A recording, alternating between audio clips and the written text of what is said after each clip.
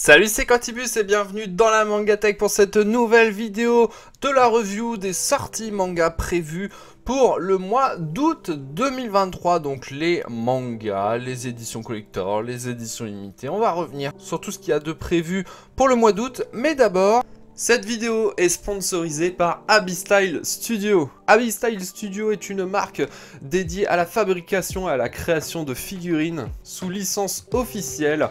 Vous pourrez y retrouver du Naruto, du One Piece, Hunter x Hunter, My Hero Academia, Assassination Classroom, du Disney, etc., etc.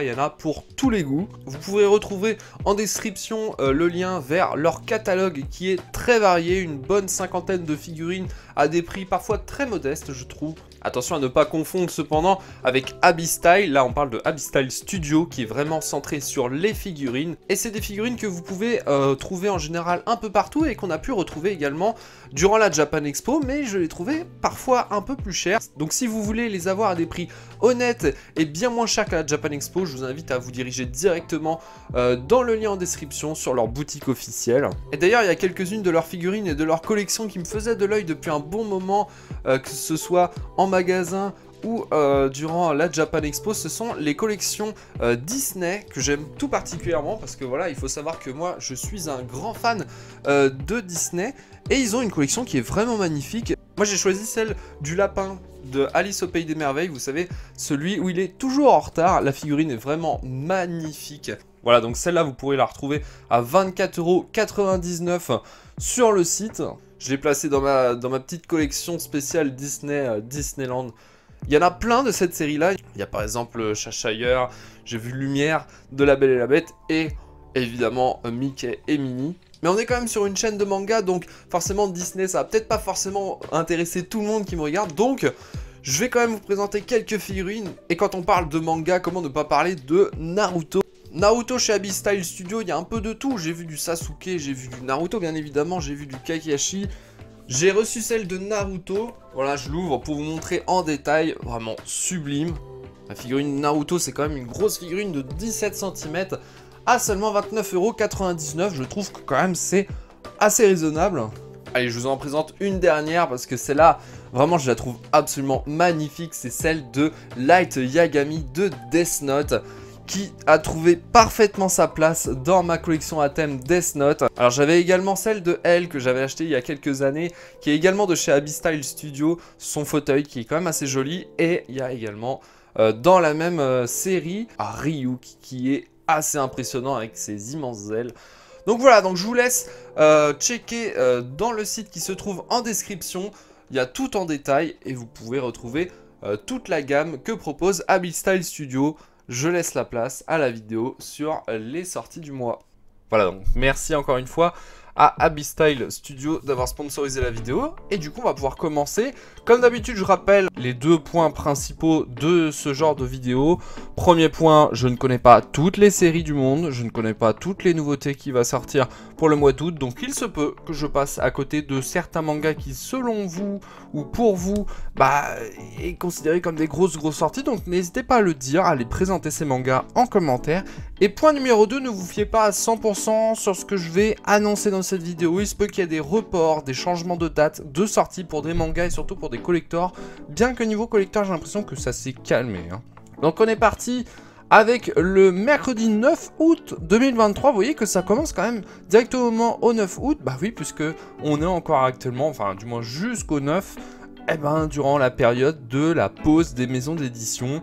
Après les Japan Expo, vous savez qu'à chaque fois ça se calme. Et vous allez voir que c'est un mois très léger. Et ça commence plutôt léger. Alors à part effectivement Lone Wolf and Cub, qui est une grosse sortie. Je pense que ça va intéresser beaucoup de monde. Vous savez, c'est les gros bouquins. Je ne le fais pas étant donné que voilà, comme je vous l'ai dit, c'est des gros bouquins qui coûtent relativement cher. Il paraît par contre que c'est excellent. Donc peut-être que je passe à côté de quelque chose qui a l'air d'être un gros banger. Mais voilà, bon, faut faire des choix dans la vie. Je ne peux pas tout lire. Donc voilà, donc le tome 8 de l'édition Prestige qui sortira ce jour-là. Après le reste, je ne connais pas. Du coup, je passe tout doucement à la suite. On passe du coup directement au jeudi 10 août 2023. Et alors, c'est pas n'importe quel jour, surtout pour Meian, puisque je sais que Meian ne font pas cette fameuse pause des maisons d'édition. Donc il y a plein de sorties de chez eux, notamment Gannibal, le tome 13, le dernier tome de la série. D'ailleurs, l'auteur était présent durant la Japan Expo. Et pour l'événement, pour la fin de la série, eh bien Meian ont eu l'idée de faire un collector, une édition collector pour Gannibal. Pareil pour les séries Chigurui et Egrogor, toujours chez Meian, qui comptera des éditions collector de leur côté. Donc j'ai pas souvenir d'édition collector de chez Meian, donc à voir, je sais pas. Je pense que je couvrirai celui de Gannibal, je vous le présenterai en vidéo pour voir, voilà, je suis assez curieux. Mais bon, voilà, donc pour le jeudi 10 août 2023, après le reste, voilà, il y a beaucoup d'isekai, j'ai l'impression. Et une nouvelle série ici, Bocchi the Rock. Mais sinon, à part ça, d'ailleurs, tome 1 et tome 2 qui sortiront le même jour, mais sinon, à part ça, c'est assez calme. Du coup, on passe directement au samedi 12 août, et vous le savez, le samedi, normalement, il n'y a pas de sortie, donc quand il y a des sorties, bon, j'ai l'impression que c'est plus axé sur du boys love, donc ça ne m'intéresse pas plus que ça. On passe directement au mercredi 16 août 2023, avec, pareil, des petites sorties. On a Gambling School tome 16, je vois Space Brother tome 42 juste ici. Voilà, donc je passe tout doucement, n'hésitez pas à faire pause si vous voulez regarder en détail. Tiens, regardez, là, on voit le Hokuto no Ken de l'extrême édition, le tome 11. Voilà, je passe tout doucement. Jumbo Max, le tome 2. MMA, tome 6 également. Bon, c'est un petit peu mélangé, hein, j'ai l'impression. Là, j'ai toujours eu l'impression que ceux qui étaient mis le plus en avant, c'était ceux qui étaient le plus attendus. Mais alors, des fois, j'ai l'impression que c'est un peu mélangé. Bon, par contre, pour le jeudi 17 août 2023, il y a quand même le tome 8 de Ochinoko. Et ça, je sais que c'est très attendu. Call of the Night également, le tome 6. Kemono Incident, le tome 16. On a du Hippo. Voilà, je passe doucement. Bon, pour l'instant, moi, ça va. Je suis assez content parce que j'ai pas beaucoup de sorties de mon côté. Donc, je vais pouvoir avancer sur ma pile à lire. Tant mieux. Vendredi 18 août 2023, il y a quand même plus de grosses sorties. Je vois le tome 102 de Détective Conan, le tome 11 de Togan Anki, le tome 14 de l'édition Hokage de Naruto. On a également Bucket List of the Dead, le tome 10. Arrête de me chauffer Nagatoro, tome 8, toujours accompagné de son édition de luxe. D'ailleurs, je vais revenir là-dessus parce que bah, le tome 1, il était annoncé pour le mois précédent, mais vous savez, bon, ça devient un running gag, j'ai l'impression de ça. Donc voilà, encore repoussé et aucune nouvelle. Bref. Gamaran, tome 17 également à droite. Après le reste, bon, voilà, je passe tout doucement, mais il n'y a rien d'autre qui m'intéresse. Alors juste une petite pause parce que je vois que lors du montage je suis passé totalement à côté, mais il y a le tome 3 de Capeta qui va sortir, et je rappelle Capeta c'est une masterclass, donc le tome 3 de retour, c'est génial. C'est pareil pour voilà, mardi 22 août 2023, sortie toute seule comme ça au milieu de nulle part. Mercredi 23 août 2023, ça y est, là je vais commencer à acheter les mangas ce jour-là, donc Blue Lock, tome 15, très attendu, Dragon Ball Super, tome 20, Fairy Tail, la quête de 100 ans, tome 14, d'ailleurs il a été annoncé qu'il y aurait une série animée pour cette suite de Fairy Tail. Dan Dan Dan, tome 7, ça c'est cool.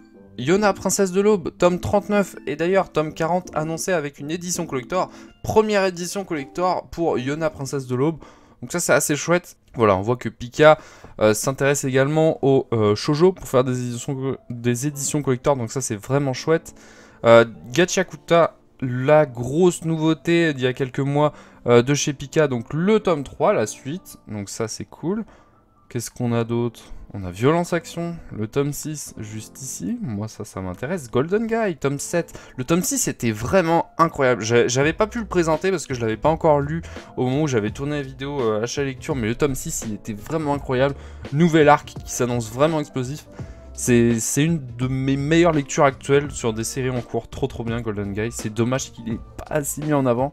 Je vois l'Attaque des Titans, Before the Fall, l'édition colossale, le tome 3 également qui sortira ce jour-là, Eden Jester, tome 5, ça c'est cool, Les Enfants d'Hippocrate, tome 7, voilà, là on a des bonnes sorties là, le retour des bonnes grosses nouveautés là qui tombent.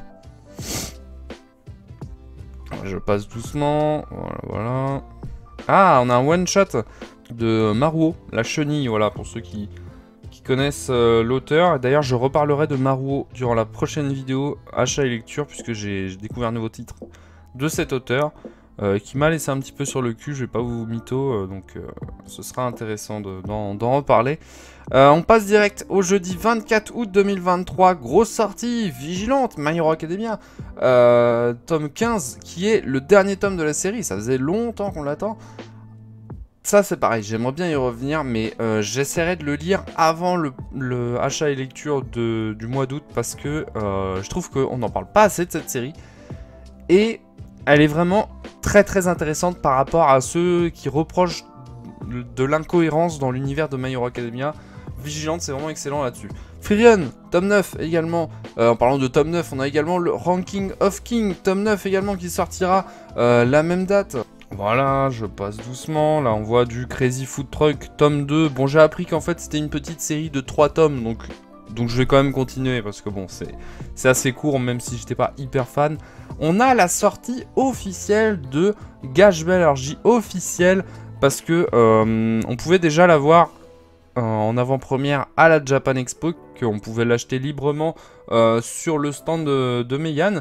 Donc voilà, donc là c'est la sortie officielle, le tome 2, enfin le tome 1 et le tome 2 de l'édition perfecte de Gash Bell, qui je crois aura également un système d'abonnement, il me semble un petit peu à la même manière de Baki ou de Karakuri Circus. Donc voilà, pour ceux qui aiment d'ailleurs l'auteur. Donc le tome 1 et 2 sort, alors je sais pas si je vais les faire. J'ai vu à quoi ressemblait le tome, bon ça a l'air sympa, c'est un petit format en plus, donc pourquoi pas. À voir, à voir. Peut-être je l'achèterai, je vous le présenterai, mais à voir. Vendredi 25 août 2023, Boruto, tome 17 d'ailleurs, l'édition collector, je sais plus si c'est pour le tome 17 ou 18. Vous rectifierez dans les commentaires, mais j'ai un doute. Je crois que c'est pour le tome 18, mais un petit doute. Mission Yozakura Family, tome 15. Yu Yu Hakusho, la Star Edition, tome 10. Bon, j'essaie de lire parce que des fois, il n'y a pas encore toutes les covers. Bah là, je vois beaucoup stratège. Le tome 3, très attendu également. Mais sinon, bah, à part ça, je ne vois rien d'autre. En tout cas, ah bah si, voilà, j'ai ma réponse. Boruto, le coffret collector du tome 17, qui est très controversé. Je compte le prendre, voilà, je me sacrifie pour vous, hein, en quelque sorte. Je vais l'acheter pour en parler, pour vous le présenter, pour vous dire que c'est de la merde. Je pense très clairement que ça va être ça, parce que vu le prix et vu visuellement de quoi ça a l'air, alors après il ne faut pas trop se prononcer en avance, il faut quand même l'avoir entre les mains pour dire que c'est de la merde. Mais voilà, je pense que je le sens que ça va être pourri, voilà. À voir. Mercredi 30 août 2023, Black Clover, tome 34. Mais donc avec la couverture, j'aurais pas pensé que c'était Black Clover. C'est curieux. Après, c'est peut-être pas la couverture définitive, parce que là, c'est la version japonaise. On a Darling in the Franxx, tome 8, qui était très teasé lors de la Japan Expo. Roku Denachi Blues, la masterpiece de chez Pika, tome 8. On voit également un nouveau Junji Ito Remina, l'édition Prestige. Alors attention, c'est pas de chez Mangetsu, c'est de chez Delcourt Tonkam. Donc c'est en général c'est des gros tomes chez eux ce qu'ils font. Donc à voir, voilà. D'ailleurs, édition spéciale pour Darling in the Franxx, je l'ai pas précisé.